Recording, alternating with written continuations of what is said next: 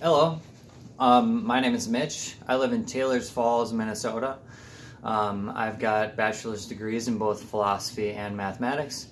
Um, I've got a little bit of experience when I was going to the university. I tutored, so older kids, but I also have a 4-year-old, so a little bit of experience there. I'm going to be reading The Great Kapok Tree by Lynn Cherry. Two men walked into the rainforest. Moments before, the forest had been alive with the sounds of squawking birds and howling monkeys. Now all was quiet as the creatures watched the two men and wondered why they had come. The larger man stopped and pointed to a great kapok tree.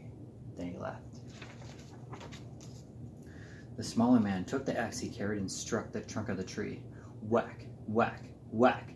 The sounds of the blows rang through the forest. The wood of the tree was very hard. Chop, chop, chop. The man wiped off the sweat that ran down his face and neck. Whack, chop, whack, chop. Soon the man grew tired. He sat down to rest at the foot of the great kapok tree. Before he knew it, the heat and hum of the forest had lulled him to sleep. A boa constrictor lived in the kapok tree.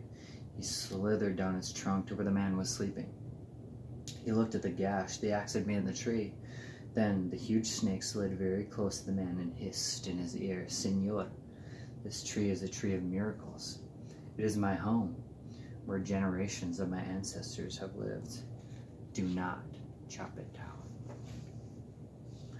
A bee buzzed in the sleeping man's ear, "Senor, my hive is in this kapok tree, and I fly from tree to tree and flower to flower collecting pollen. In this way, I pollinate the trees and flowers throughout the rainforest. You see, all living things depend on one another." A troop of monkeys scampered down from the canopy of the kapok tree. They chattered to the sleeping man, "Senor, we have seen the ways of man. You chop down one tree, then come back for another, and another. The roots of these great trees will wither and die, and there will be nothing left to hold the earth in place. When the heavy rains come, the soil will be washed away, and the forest will become a desert." A toucan, a macaw, and the cock of the rock flew down from the canopy. "Senor," squawked the toucan, "you must not cut down this tree. We have flown over the rainforest and seen what happens once you begin to chop down the trees. Many people settle on the land. They set fires to clear the underbrush, and soon the forest disappears. Where once there was life and beauty, only black and smoldering ruins remain."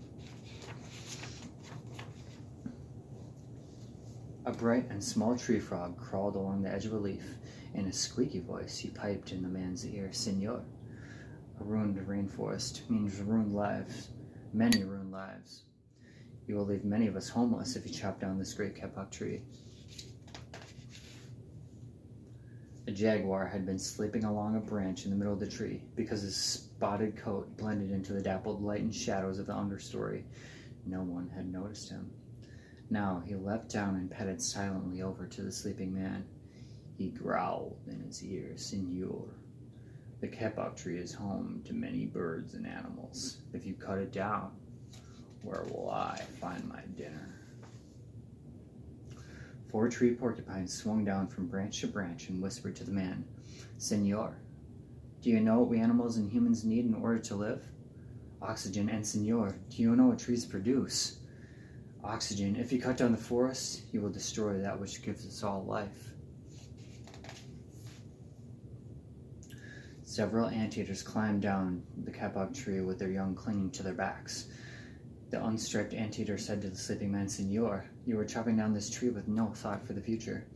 And surely you know what happens tomorrow depends upon what you do today. The big man tells you to chop down a beautiful tree. He does not think of his own children, who tomorrow must live in a world without trees."